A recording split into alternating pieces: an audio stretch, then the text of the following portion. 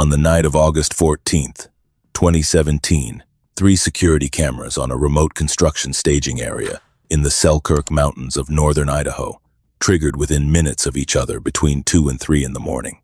What the motion sensors recorded that night is the reason a development company absorbed a loss that ran to 9 figures and walked away from 4 years of permitting work rather than send another crew up the Pack River Road. The footage shows 4 dogmen in coordinated operation across nearly 300 vertical feet of mountain terrain, 2 working the equipment line below, 2 maintaining observation from the ridgeline above, moving as a unit, deliberate, assessed. The footage exists on a hard drive in a corporate office in Boise, Idaho, and the company that owns it has no intention of releasing it.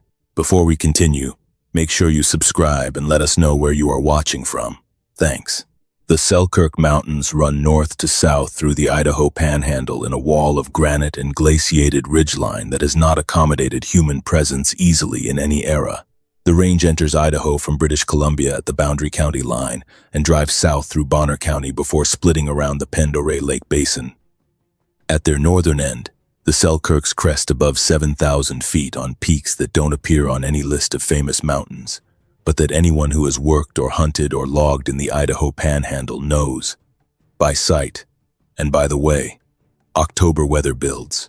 Around them, the terrain below the crest drops hard into drainages carrying snowmelt west into the Pack River and east toward the Kootenai. The forests are dense, old-growth western red cedar and western hemlock in the wet draws, Douglas fir and lodgepole pine on the drier slopes, mountain ash and alder choking the creek bottoms where snow holds into June. On north-facing slopes above 5,000 feet, the annual snowpack runs 200 inches and more in heavy years.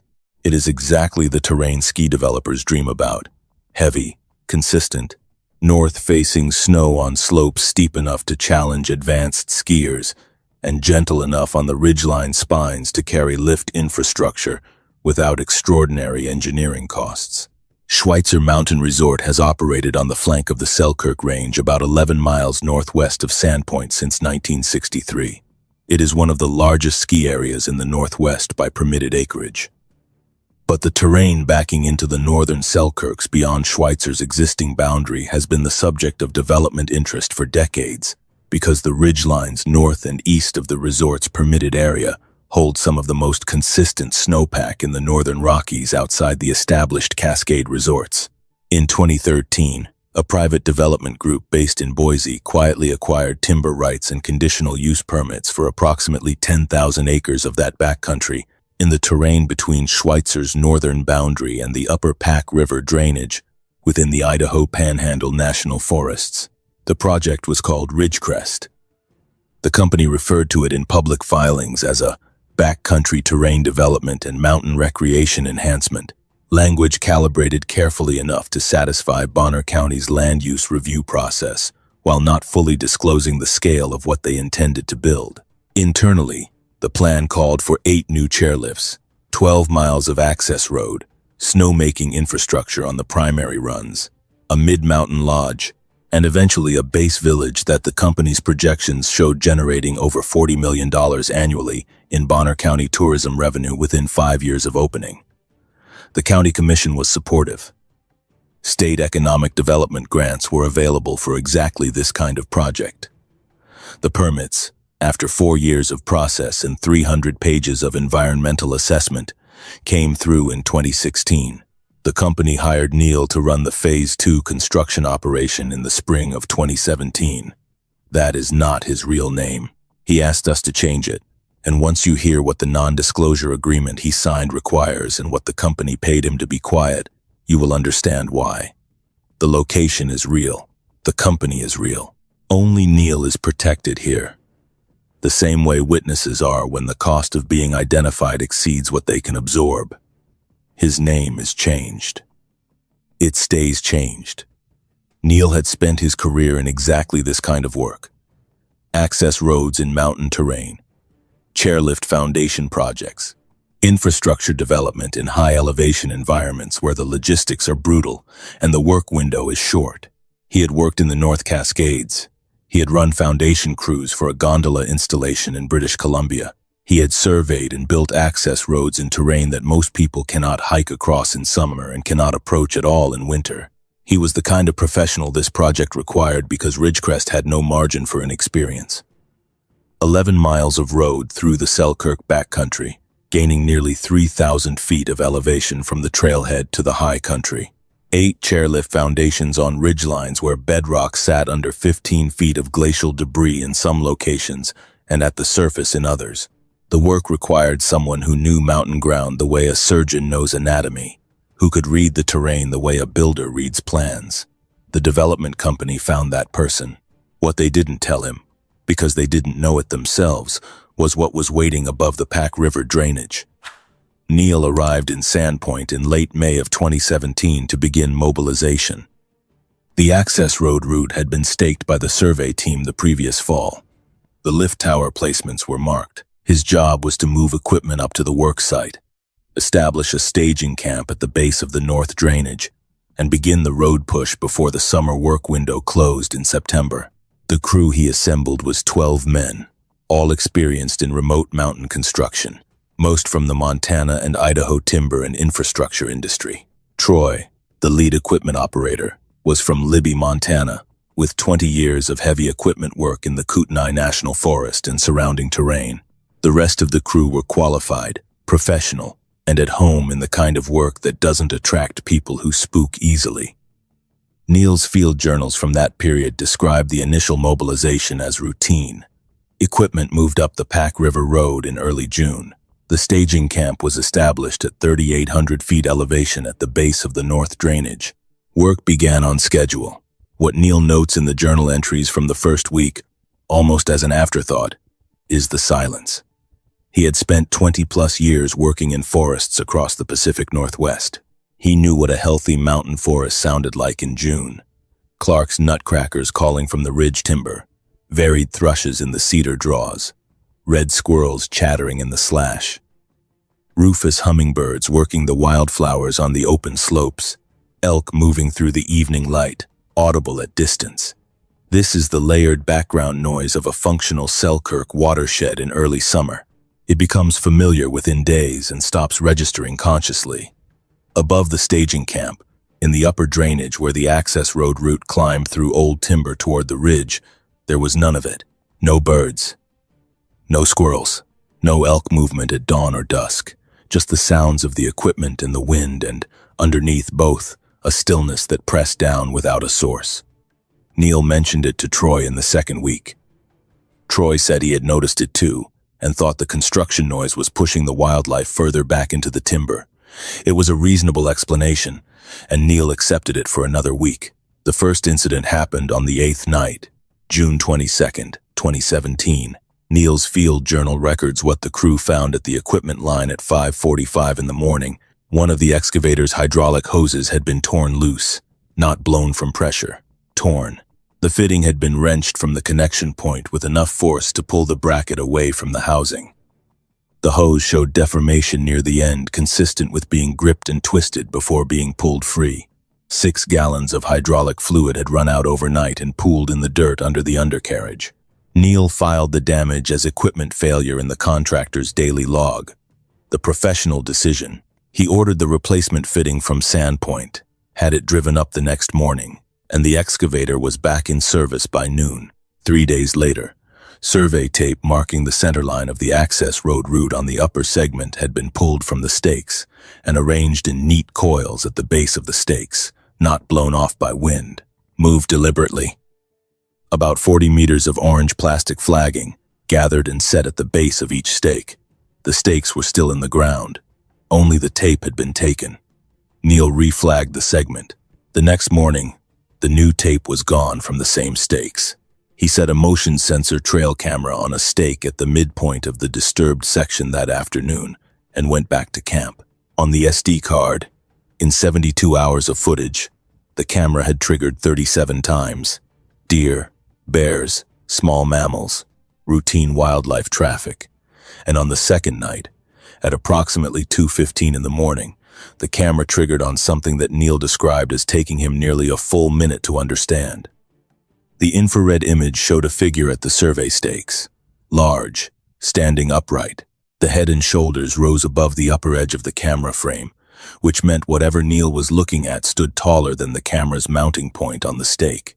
He had positioned it at 6 feet, what he could see in the remaining frame, dark fur covering the torso and arms. A slight forward lean at the hips, different from a human's upright stance, a different distribution of mass, and hands working at the survey tape. Individual fingers, visible in the infrared resolution. A controlled, deliberate motion at the flagging stake, the tape being removed the way you would remove it if you understood what the tape was marking and wanted it gone. Neil called the development company's project manager the next morning. He described the footage. The response came back 3 days later in the form of a security consultant from Sandpoint who drove up, reviewed the camera, walked the work area for 4 hours, and told Neil the footage was consistent with a person accessing the site, probably an activist or trespasser opposed to the development. He recommended additional cameras and possibly a report to the Bonner County Sheriff. He told Neil to continue the work. Neil did not believe the footage showed a person. He did not say so to the development company. He had spent enough years in the field to know that telling a project client, with 9 figures of development investment on the table, that their site has something on it that doesn't have a name, is not a conversation that goes anywhere useful. Neil added 4 cameras to cover the access route from the staging camp to the furthest point of the road push. The crew continued through June and into July without further incidents beyond a second piece of equipment trouble. The bulldozer's fuel cap found removed, the diesel contaminated with organic debris, bark and root material packed into the filler neck. The first visual sighting by crew members came on July 14th. 2 laborers handling clearing work on the upper road section were packing their tools back toward the staging area at the end of a workday when both of them saw a figure standing in the timber about 80 yards up the slope above the packet. Road cut, standing, on 2 legs, in the canopy shadow where the slope steepened before the ridgeline. Neil took their statements separately that evening. He asked each man to describe what they had seen without consulting the other. Both descriptions matched. Large, upright, the head wrong for a human, not the rounded skull a person has, but something elongated at the muzzle, with ears set high and pointed. One of them said the proportions tracked as human until you tried to identify what was off about them, and then everything was off at once. Both men said it watched them for several seconds before stepping back into the timber. Neither heard it move. It was there, and then it was not. Neil filed the statements and called the development company. He described the sighting without using a specific word for what his crew had seen. He said the crew had observed a large bipedal animal, and that in his judgment, a wildlife biologist assessment was warranted before pushing the road further into the upper drainage. The security consultant came back. He reviewed the statements, walked the area, and filed a report categorizing the sighting as a probable black bear observed on hind legs at distance and in declining evening light. Recommendation: equip crew with bear spray and air horns. Continue operations. Both men quit the project the following week. They gave no formal reason in their separation paperwork. They drove back down the Pack River Road and did not return. Neil brought in 2 replacement laborers from Sandpoint. He told them about the site's active black bear population and reviewed safety protocols. He did not tell them about the sighting. He made that decision not out of deception, but out of an honest professional assessment that he did not have enough information yet to characterize what his crew had seen, and that any accurate description of it would produce the same result as the men who had just left. If you have spent any time in the country north of Sandpoint, in the Pack River drainage, or anywhere in the Selkirk high country above the valley floor, let me know in the comments.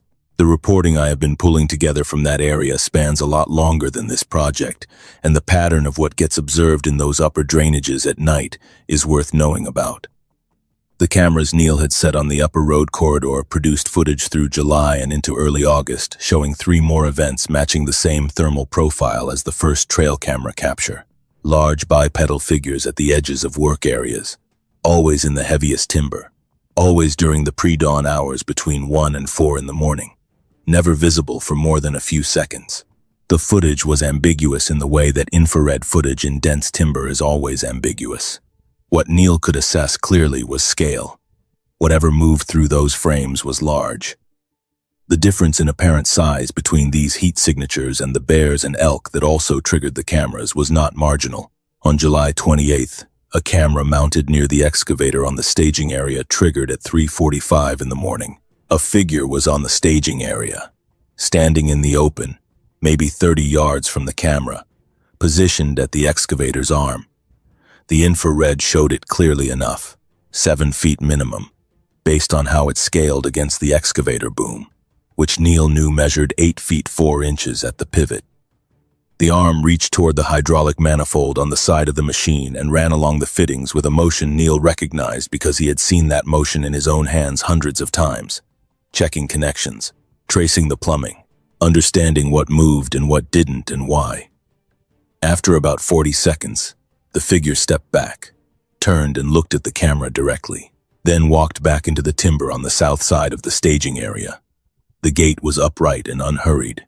The head profile as it turned was canine, long muzzle extending forward from the skull, ears erect and pointed, set high on the crown. A head shaped for an anatomy that does not appear in any wildlife classification for the Idaho Panhandle. Neil pulled that camera and replaced it with a unit that had a wider field of view.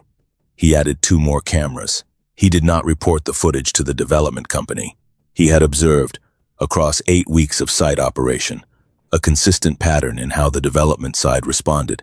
Dismissal, consultant review, recommendation to continue. What he needed was not more reports. He needed better footage.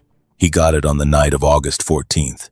3 cameras on the staging area and the lower road corridor triggered within minutes of each other, between 2 and 3 in the morning. Neil reviewed the footage before the shift started the next morning, sitting in his truck with the laptop open, and then he went to find Troy before he said anything to anyone else. What the cameras had captured that night was not one figure, it was 4. The staging area camera showed 2 dogmen moving through the equipment line. Large, bipedal, the head profiles consistent with every prior footage event. But these 2 were not examining equipment. They were coordinating, moving between the machines with a precision that was not incidental, not 2 animals happening to travel together. They stopped at the same points. They oriented toward each other with evident attention. And twice during the recording, one of them vocalized. The camera's built-in microphone picked it up, a low, structured sound, deep enough that when Neil turned up the laptop's volume to hear it clearly, he felt it in his chest before his ears processed it. The second figure responded with a vocalization in the same register but different in pitch and pattern. Call and response. 2 distinct voices operating below the range that any known animal in that ecosystem produces. The upper road corridor camera had captured 2 more figures, stationary, at the high end of the finished road section. They were not examining the roadwork. They were watching the staging area below.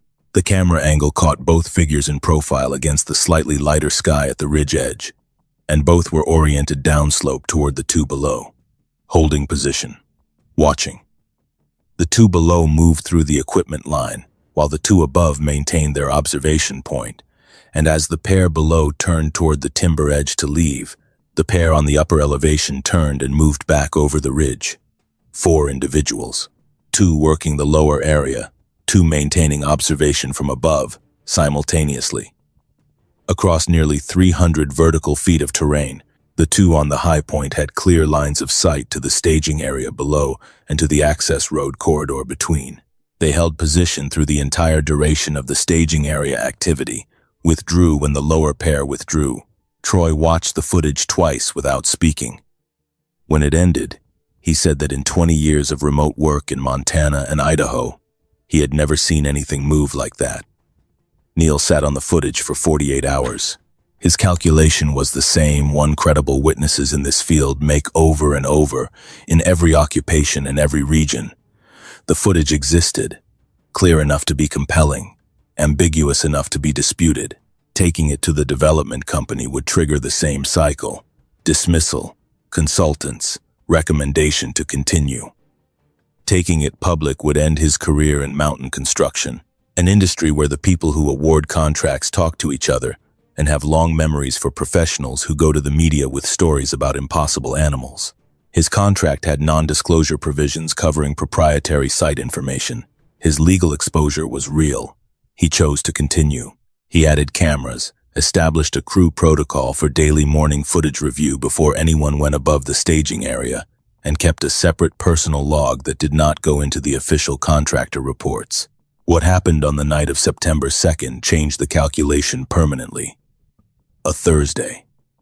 The crew had finished a full shift on the upper road section, which had reached a saddle on the north ridge at 5,920 feet. The crew was in their sleeping quarters by 9 in the evening. Neil shut down the work trailer around 10:30 and walked to his sleeping cabin. He woke at 1:40 in the morning. Neil is careful in describing the sound. He had worked in bear country his entire professional life. He had heard bears in camp, wolves across valleys in the cabinets, elk bugling in September timber. What he heard from outside his cabin at 1:40 in the morning did not match any of those sounds. It was low and sustained and close.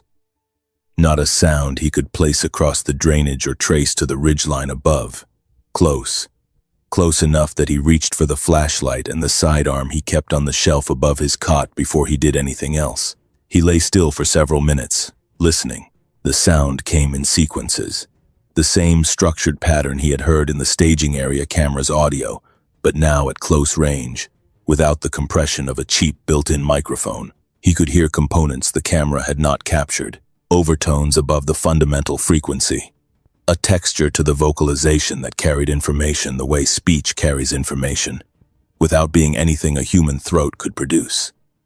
Then a different voice responded, from the direction of the upper road corridor, still within what he estimated as 200 yards. A second voice. The same register, different pitch and pattern. Neil did not go outside.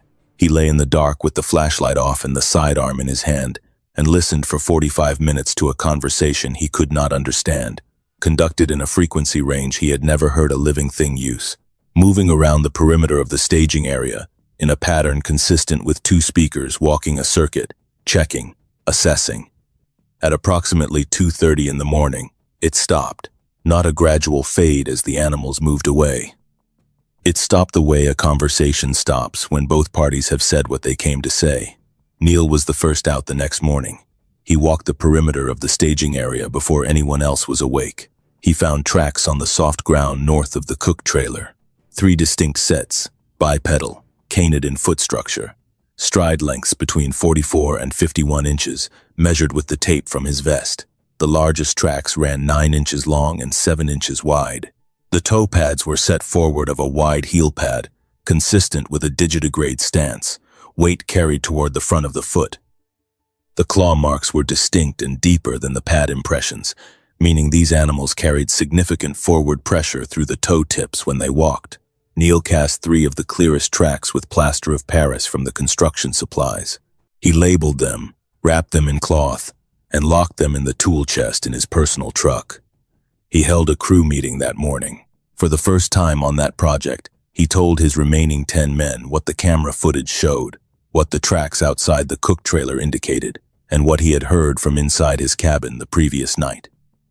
He told them he was not going to tell them what to do, but that they had the right to know what was on that mountain with them. 4 crew members left that morning, 2 more the next day, which left Neil, Troy, and 3 others. Troy proposed the terms under which the 5 of them would stay. No one works after dark. Rifles in every vehicle within reach during work hours. Daily footage review before anyone goes above the staging area. A clear agreement that if any one of them said it was time to leave, they left. No argument, no negotiation. They left. Neil agreed to all of it. That arrangement held for 11 days. The development company's timeline called for the road to reach the upper basin by September 15th, so that foundation survey teams could access the first 2 chairlift positions before winter. The remaining work was on the upper section, above the saddle, through the heaviest timber on the north drainage. Old-growth hemlock and cedar stands on the steep, north-facing slope below the ridge. The trees at the forest boundary ran 4 to 5 feet at the base, some of them, by the growth rate figures in Neil's field manual for that elevation and aspect, were 800 years old. The canopy closed so completely that direct sunlight did not reach the forest floor in early September. Sound behaved differently inside those trees. The construction noise from the lower road dropped almost immediately on entering the stand. Ravens calling from the ridge above could not be heard from within it. It was a sealed place, a contained world where ordinary rules of sound and distance did not apply the same way. Troy pulled the crew back to the staging area at 4 in the afternoon on September 5th, 2 hours early. He came to Neil afterward and told him what he had seen from the excavator seat. At the far edge of the clearing the machine had made that day. A figure standing at the timber edge, not passing through, watching the work, watching specifically, standing still for the entire time. Troy could see it between his other visual tasks, roughly 15 minutes. Troy said the figure was close enough and in enough available light that he could make out the color of the fur. Dark, a deep brown, the kind that reads as almost black until direct light catches it and shows the warmer tone underneath. He said the build across the chest and shoulders was heavy in a way that a human chest and shoulders are not. A depth and mass that read even at that distance as something built on a different structural plan than the human body.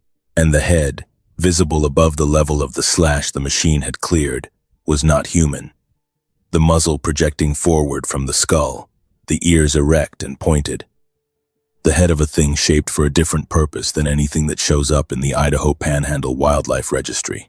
Troy had kept working while he watched it because stopping the machine would have required explaining why to the rest of the crew, and he was not ready for that conversation. He said the dogman watched for 15 minutes and then turned and walked into the timber. That night, Neil went through all 11 weeks of camera footage looking for a pattern he had sensed in the data without fully naming. He found it. The figures had never been captured in the timber where the road crew was actively working. They appeared at the edges of work areas. They appeared at the staging area during off hours. They appeared on the access road during the pre-dawn hours, but not during work shifts. In every instance where a figure appeared while the crew was present, it was stationary, watching from a fixed point. No movement toward the work area, no threat display, just observation. The timestamp data across 11 weeks told him something more. The frequency of camera events had increased as the road pushed higher. In June, the cameras triggered on unusual activity 3 or 4 times per week. By late August, the average was 12 to 15 events per week. The same number of individuals, cycling through the site on shorter intervals as the construction advanced. The road was approaching something that mattered to them, and the patrol frequency had increased in proportion to how close the work got. On September 7th, the crew drove to the work site at 6:30 in the morning. They did not reach the work site. The road was blocked.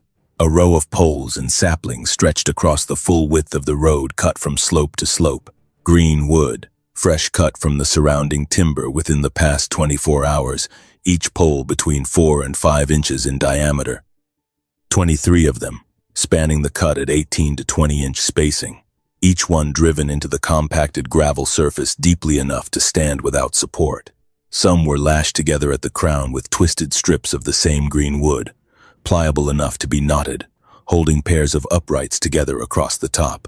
The structure was fence-like in arrangement, not random.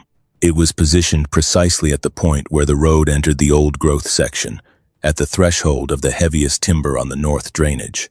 Neil walked the line of poles for a long time without speaking. He put his hand on one and tried to pull it free. He could not move it by hand. The poles had been driven at least 18 inches into compacted road base, which required either a tool his crew did not have in inventory, or a force applied from above that no human hand could produce without equipment. He examined the ground on both sides of the structure for tracks. The road gravel held prints poorly, but the soft, disturbed soil at the cut slope edge should have shown something from anyone who approached on foot. It showed nothing. The crew had gone quiet behind him. Neil looked at their faces and looked at the structure and turned back to the road. He told them to go back to the staging area.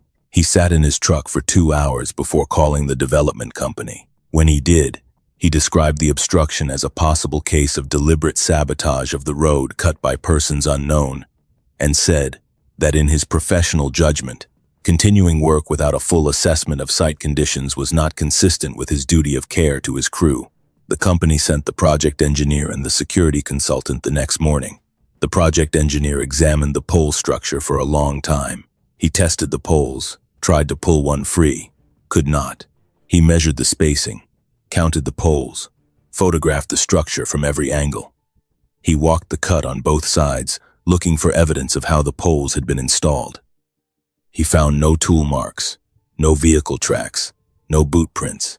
He got back to the company truck and sat in it for 20 minutes before he got out again. When he came back to where Neil was standing, he said he had been doing mountain construction engineering for 31 years and had never seen anything like that in his professional life. The development company flew 3 principals up from Boise that same week. Neil met them at the staging area. He showed them the pole structure, the camera footage, the track castings he had locked in his truck.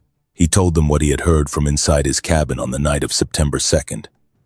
He presented it the way he had been trained to present professional findings, organized, supported by documentation, specific in every detail. The 3 principals watched the footage without speaking. They examined the track castings. They listened to Neil's account. Then they stepped away from him and had a conversation among themselves for about 15 minutes. When they came back, the company's chief operating officer told Neil that the project was being placed in a temporary operational hold pending a full review of site conditions and security protocols. The hold lasted 3 days. At the end of 3 days, Neil received a call from the company's legal counsel. His contract was being terminated with full payment of the remaining balance. A courier would arrive at the staging area the following morning with paperwork, a separation agreement, and a non-disclosure agreement covering all aspects of the Ridgerest project. He was to cease work immediately and secure all site materials for company pickup. He was to surrender the security camera hard drive. Neil signed the documents the next morning. He retained the track castings, which were already in his personal truck. He kept his field journals and the photographs on his personal phone. He surrendered the hard drive. The development company paid non-disclosure agreements to all 12 construction crew members within 60 days of the suspension. The settlement amounts were not identical. The crew members with the most direct and documentable contact with the evidence received higher figures. Neil was advised by his attorney not to disclose his specific amount. He said only that it was substantial enough to make clear the company understood precisely what they were purchasing with the silence. The Ridgerest development has never been officially canceled. Bonner County permit files still listed in active conditional status. The company's annual disclosures categorize it under contingent assets. The official explanation for the Phase 2 construction pause, as it appears in county records and in the company's communications with permitting agencies, is a delay related to an updated environmental assessment triggered by new survey data on grizzly bear movement corridors in the Upper Pack River drainage.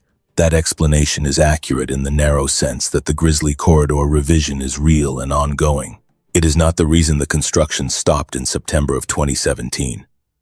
Before examining what the footage showed, what the tracks indicated, and what the pole structure on the road cut represented, it is worth understanding the terrain itself, and what has lived on it for far longer than any permit process can account for.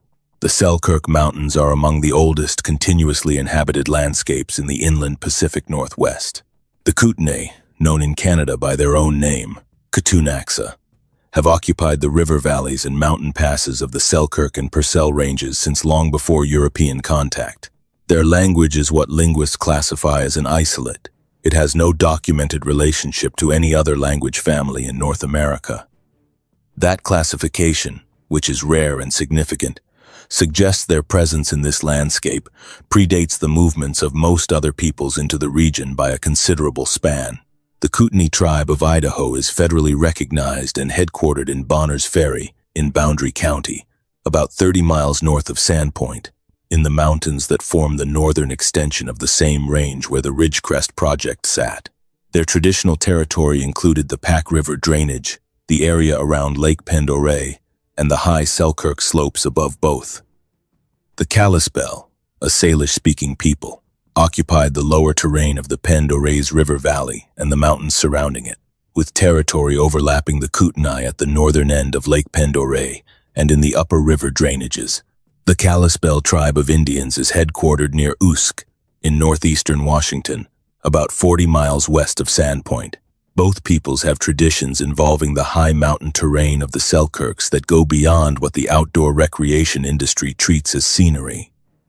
The Katunaxa oral tradition describes beings associated with specific high-elevation landscapes, beings that occupy mountain territory, and that traditional knowledge systems describe as neither fully animal in the Western biological sense, nor purely spiritual.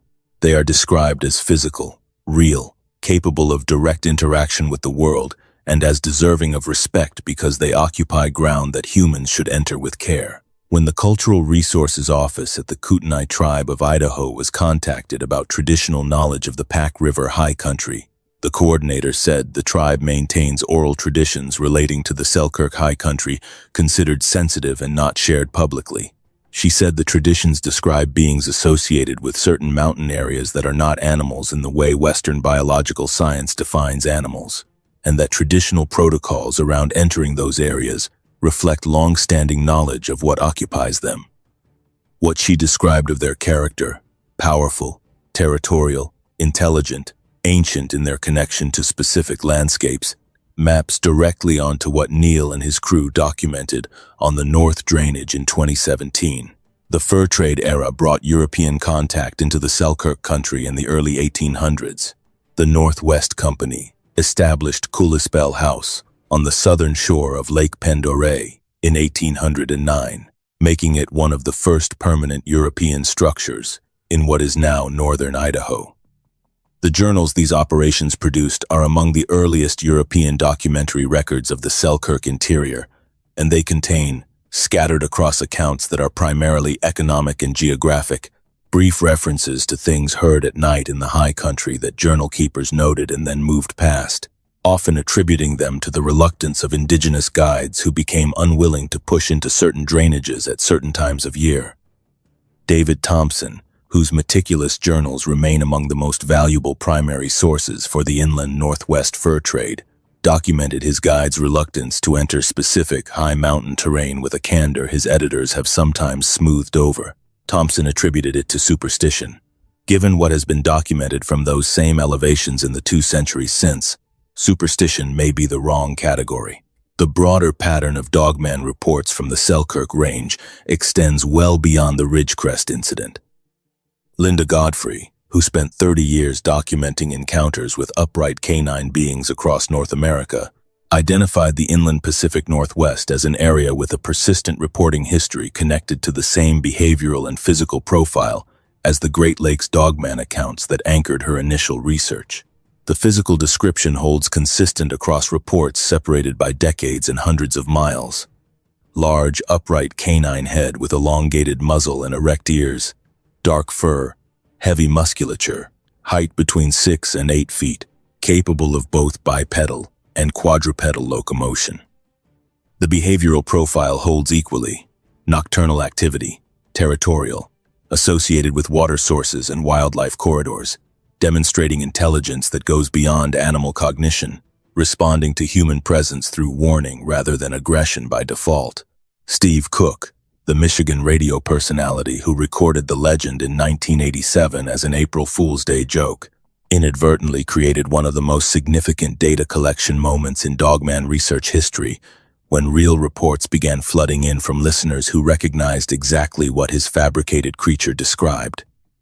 People who had encountered the same being in the Wisconsin and Michigan woods for decades, who had kept the experience to themselves because they had no framework for sharing it, heard that song and understood they were not alone. The song did not create the phenomenon.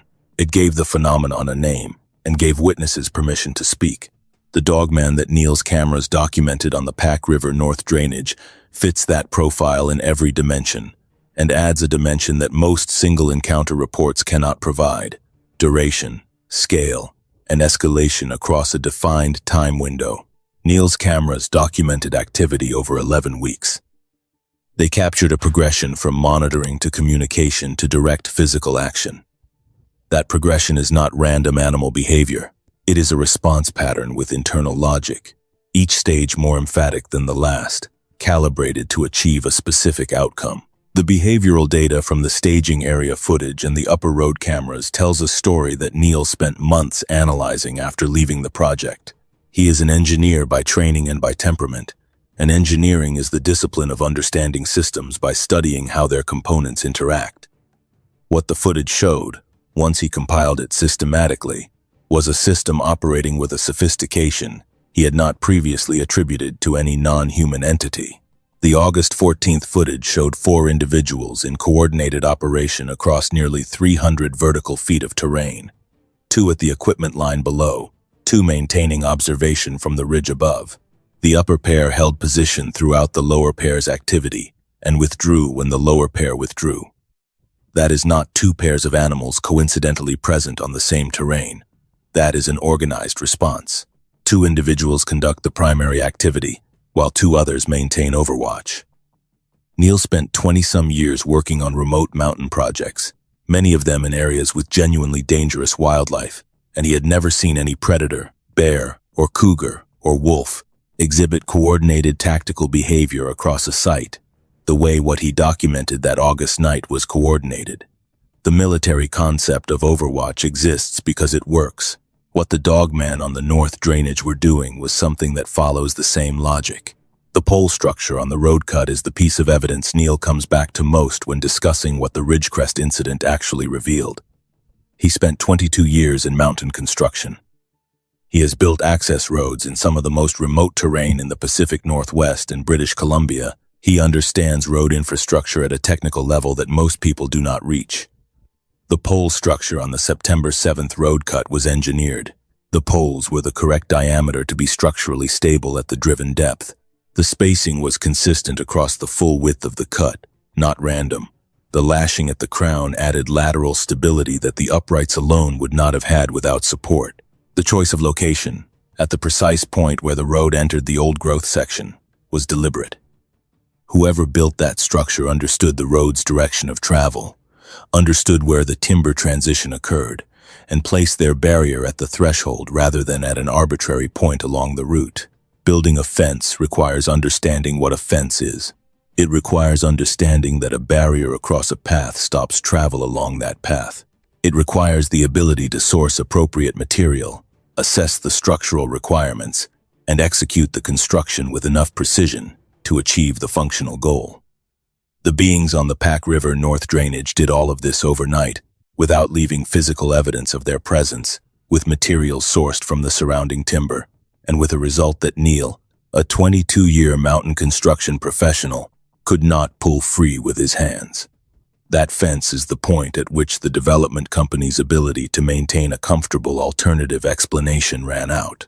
Neil's assessment is that the dogman in the Pack River drainage had understood what the Ridgerest project intended since before the first road stake went into the ground, not day. The survey crews that ran transects in the upper drainage the previous fall were observed.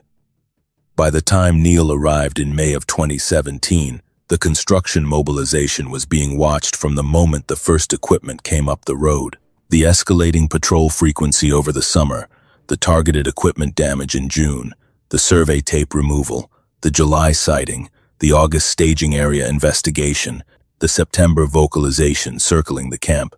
Each one was a stage and a response that had been building since the first survey season. A deliberate process of communicating that the road was not welcome, and that the communication would become more emphatic if the road continued. Neil said as much to the development company's chief operating officer at the staging area meeting. He said they had received a message, that the message had been getting clearer each time it was delivered, and that the prudent professional response was to accept they were not going to build a ski resort in that drainage. The chief operating officer did not argue with him. He acknowledged what Neil had said, went back to his colleagues, and came back to tell Neil the project was on hold. Neil believes the hold will never end. He has followed the Ridgerest project at a distance since leaving.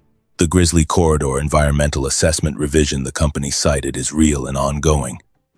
The U.S. Forest Service's current assessment of grizzly bear movement in the Pack River and Upper Priest Lake drainages has identified habitat linkage zones that complicate the permit terms. These complications may ultimately prevent the project from ever proceeding, but they are not the reason the construction stopped in September of 2017. The development company knows what the actual reason was, because they have the security camera hard drive, and what is on that hard drive is not grizzlies. Neil knows only that the non-disclosure agreement was specific about the footage, that its terms explicitly prohibited him from describing its content in any public forum, and that the settlement figure reflects how seriously the company takes that prohibition. The non-disclosures themselves are evidence. Development companies routinely terminate construction contracts. They routinely cite permit complications and market conditions and environmental assessments as reasons for project suspension. They do not routinely pay substantial individual settlements to 12 construction workers on a project halted for regulatory reasons. The settlements represent an acknowledgement, implicit, legally structured so it can never become explicit, but an acknowledgement nonetheless. What you saw is real. What you experienced is real. We are paying you not to say so. The institutional response to what happened on the North Drainage mirrors every institutional response to documented dogman activity in every region where those responses have been examined. The system does not engage because the system has no category for what is being reported. The Idaho Panhandle National Forest's Wildlife Management Framework classifies predators in the Pack River drainage as grizzly bear, black bear, mountain lion, gray wolf, and coyote. The Bonner County Sheriff's Office has no reporting protocol for coordinated territorial behavior by an unknown large bipedal species. The U.S. Forest Service's environmental assessment process has categories for elk habitat, grizzly corridors, wolverine range, and old-growth stand integrity. There is no category for 10,000-year-old territorial beings who construct fence structures to communicate boundary limits to construction crews. Each institution did exactly what institutions do when the evidence doesn't fit the existing framework. They filed it under the nearest available category and moved on. The deeper question, the one Neil keeps returning to when he thinks about what the Ridgerest project revealed, is not whether the dogman exists. He does not spend any time on that question. He watched the footage. He cast the tracks. He lay in his cot at 1:40 in the morning and listened to a conversation he could not understand, conducted by beings he could not see, moving in a circuit around the sleeping camp. The question of existence is settled for him in a way that nothing has unsettled in 8 years. The question he does spend time on is what the escalating response pattern tells him about how those beings understand the situation. The August 14th footage showed 4 individuals deploying a 2-and-2 formation with overwatch maintained from elevation while the lower pair conducted their assessment. The September 2nd vocalizations demonstrated they knew the camp's layout and chose to conduct their circuit close enough to be heard clearly without approaching the doors.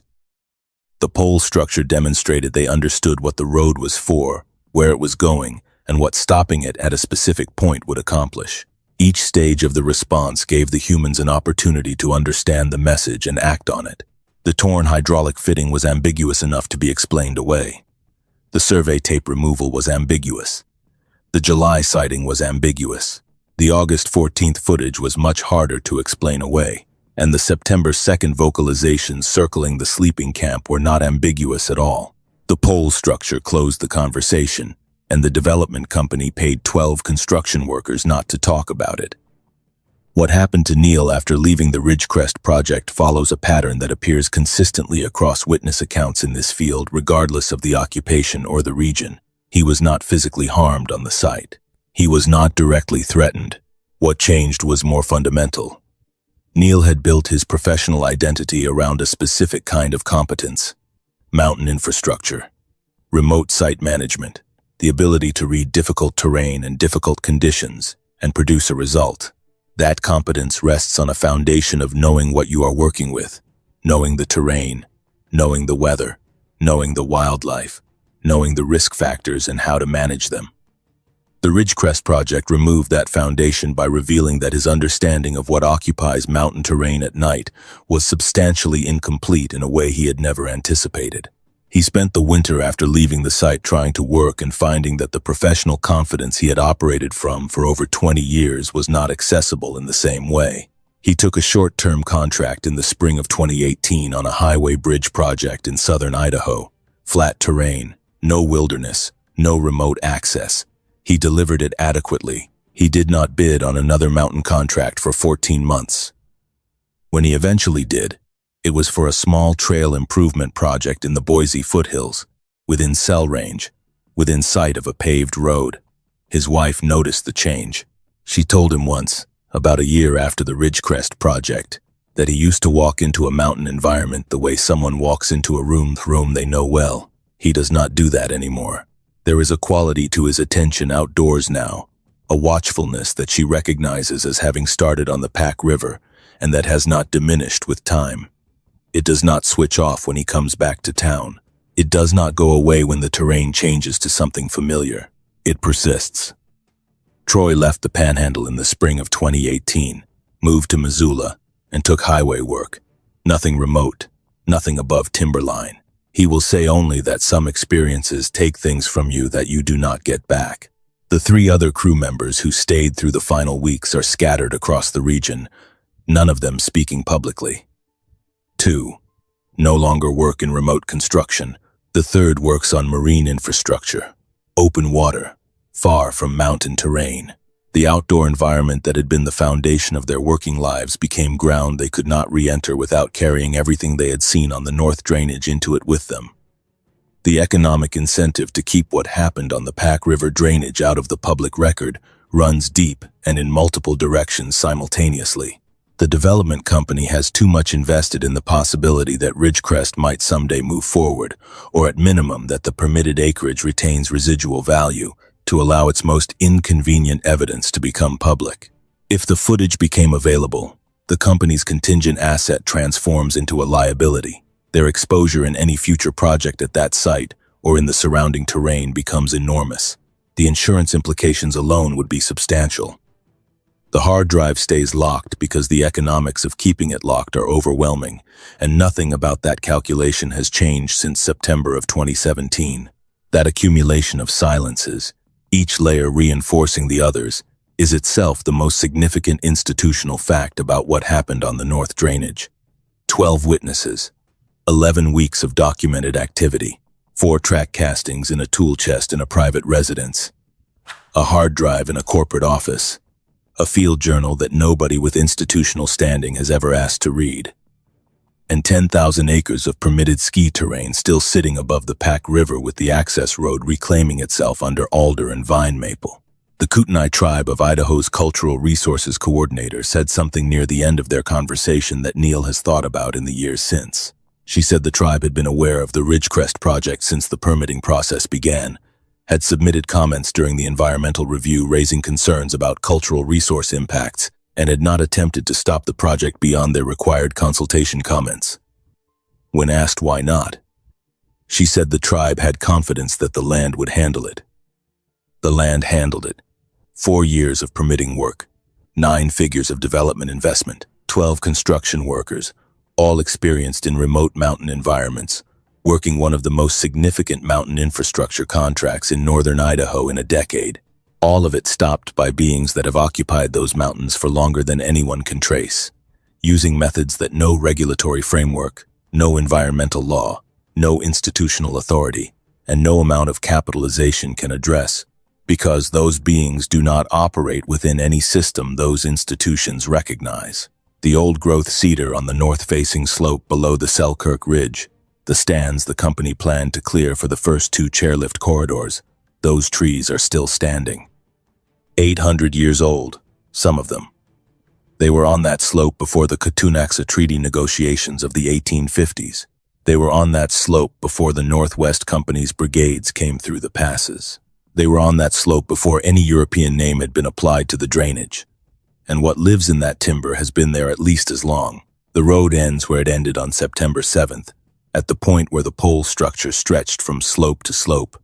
The structure itself is gone now, presumably taken apart or deteriorated in the years since the construction stopped, but the terminus of the road remains.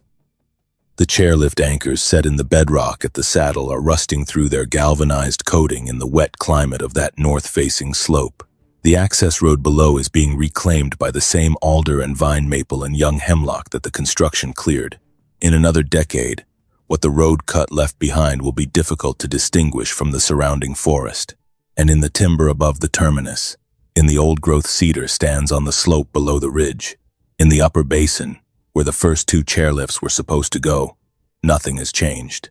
The beings that built the fence across the road are still there, moving through terrain they have occupied since before any of the boundaries drawn on maps of Bonner County existed, on any map ever made. moving on two legs through a landscape that has had their presence in it for so long that the Ktunaxa built protocols around it and passed those protocols down through more generations than the state of Idaho has existed. Neil does not regret leaving. The beings on the north drainage never threatened his crew directly. They never blocked the road out.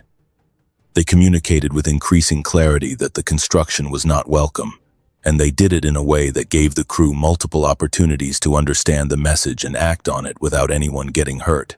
He considers that a reasonable outcome. What the dogman on the Pack River did not do is as significant as what they did. They had a crew of 5 men alone on a remote mountain staging area, 14 miles up a gravel road with no cell service, surrounded by terrain they knew completely, and the humans could not navigate in the dark. They had demonstrated coordinated tactical behavior across the site.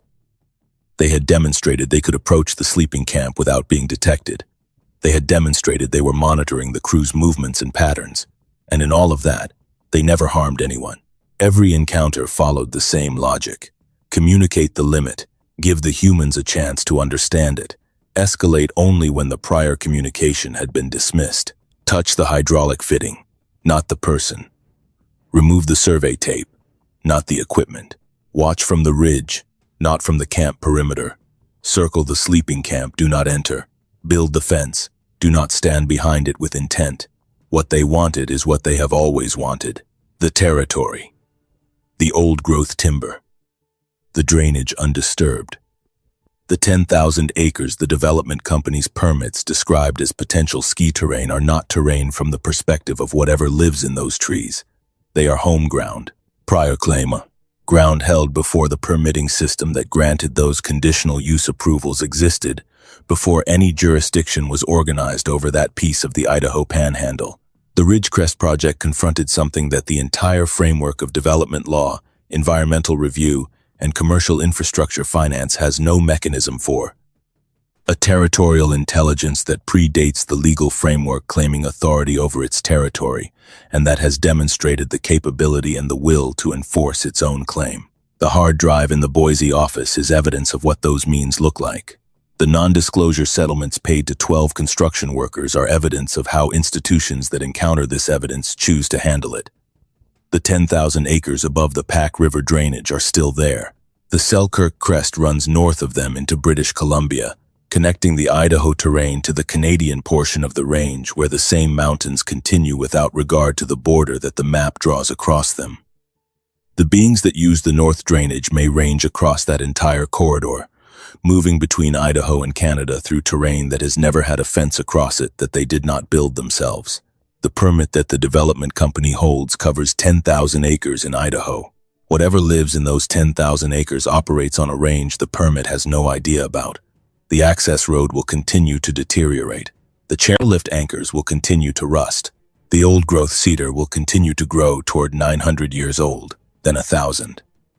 The drainage will remain what it was when the first Ktunaxa person looked at the Selkirk ridgeline from the valley floor and understood, through the knowledge their tradition carried, that certain places above a certain elevation in those mountains were not empty and were not asking to be treated as though they were. And somewhere in the timber above the point where the road ends, in the draws and the basins and on the ridgeline trails that no trail map shows, what Neil heard circling the sleeping camp on the night of September 2nd is still moving through that country, still watching what comes up the road, still making the calculation that appears to be built into everything they do.